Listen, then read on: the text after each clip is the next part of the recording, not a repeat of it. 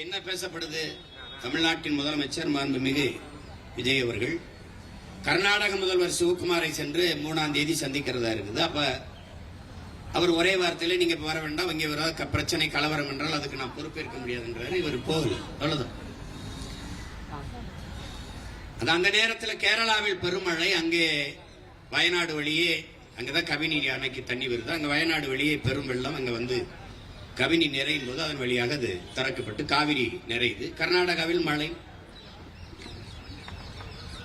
அங்கே பெரும் மழையினாலே அணையின் கொள்ளளவு கூடும் போது அவனால் அணை அதுக்கு மேல சேமிக்க முடியாதுங்கிறதுனால திறந்து, அது யதார்த்தமாக இயல்பாக நடந்துற ஒரு நிகழ்வாக இருக்கு. தமிழர்களுக்கு தண்ணீர் கொடுக்க வேண்டும், அந்த உரிய நீரை உரிமை நீரை கொடுக்க வேண்டும் என்பதற்காக கொடுக்கல, உபரி நீரை தருகிறார்கள். போனா போகுது என்று.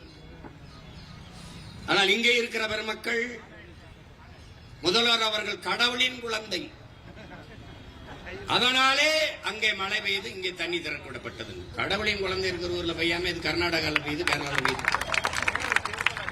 இப்படி எல்லாம் பேசுறதுனால தான்டா உங்களை தற்கொலை நாங்க போயிட்டோம்.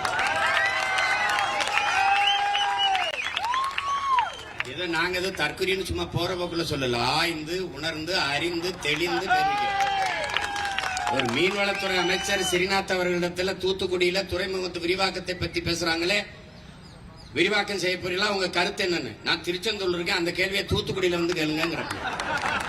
தூத்துக்குடியில, திருச்செந்தூரே தூத்துக்குடி மாவட்டத்தில் இருக்குது, நீ தமிழ்நாட்டுக்கே மீன்வளத்துறை அமைச்சரா இல்ல தூத்துக்குடிக்கு மட்டும் மீன்வளத்துறை அமைச்சரா? இப்படி பேசுவதாலே தான் நீங்கள் தற்குறி.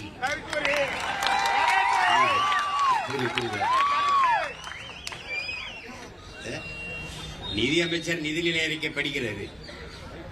7500 7550 அது தெரியல. 7500 7050 சொல்ல வரல அவருக்கு. 7500